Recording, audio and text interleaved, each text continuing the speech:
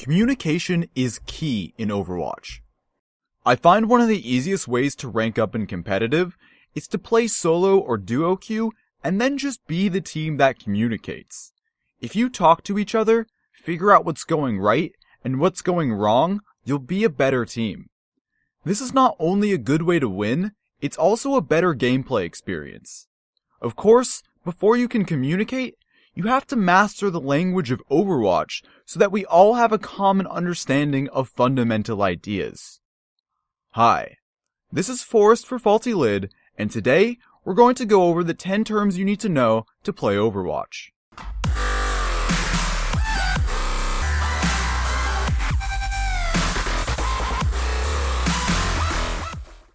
Our first term is pick. Don't confuse the term pick with selecting a hero. If someone says they got a pick, it means they got a kill. Specifically, the term pick refers mostly to a kill that occurs at the start of major team fights. For example, your Roadhog hooks an enemy at the choke and kills him. That kill is a pick. It gave your team man advantage. You want your team to all be aware that the pick occurred so you can fully engage in a team fight now that you have the advantage. On the flip side, you also want your team to know when one of your own has been picked, so that way your team can disengage from the fight if necessary. Trading kills refers to getting a kill to make up for a team member's death. For example, if a teammate dies but you quickly kill the person he was fighting, you have traded the kill. Their team had a man advantage of 6v5, but after trading, you evened the fight to 5v5. Being aware of team numbers in Overwatch is essential so you can push into fights you're winning and disengage from the ones you're losing. That's why you need to communicate when kills are traded by either team. That way, your whole team understands the current state of a team fight.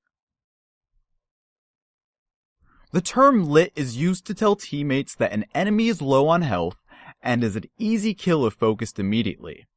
Often, this is something you say after you die, so your teammates can trade the kill by eliminating whoever you damaged. But not always.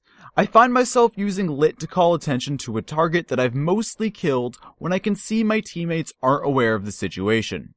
For example, if a half-dead Mercy is flying away from me, I'll tell my team she's lit, so teammates in the area can finish her off before she escapes.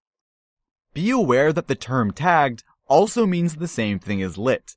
Personally, I prefer lit because it's such an easy word to say. It's efficient. A Wombo Combo is actually an internet meme from Smash Brothers. It's used to describe plays where two or more teammates synergize for a kill. In Overwatch, this specifically refers to combining two or more ultimates. For example, if your Zarya asks if anyone can Wombo Combo with them, they're asking if any DPS has an ultimate available that can synergize with Graviton Surge. Wombo combos are a huge part of being successful in Overwatch. The team that can communicate to properly Wombo Combo is going to have a huge advantage. Even if the rest of their mechanics are inferior to the enemy team, ultimates are that powerful. Wombo comboing efficiently will get you a long way in competitive. Baiting can actually refer to a couple of things. There's the good form of baiting. This is where you bait out an enemy ultimate like Zenyatta's Transcendence, or you bait out an ability like Mei's Ice Wall or McCree's Flashbang, so now you know that it's on cooldown. This type of baiting is essential to smart Overwatch play. The other type of baiting is bad. This baiting refers to not remaining with your teammates during a push or team fight. Often, it's because you're off somewhere fighting a useless 1v1. This is called baiting because you're essentially making your teammates bait for the other team. Don't bait your teammates. You should be with them the vast majority of the time and always pushing with them. Pocketed means that one player is directly synergizing with another. Typically in Overwatch, this means a medic is actively healing them. For example, you might communicate that you can't kill the McCree that's bothering your team because that McCree is being pocketed by Mercy. Mercy is often the healer that gets referred to as pocketing someone, But Ana and Zenyatta are pocket healers too, even if they're not standing directly behind the person they're pocketing. Poking is fighting in a low-risk engagement with the enemy team where both teams are positioned within their own relatively safe areas.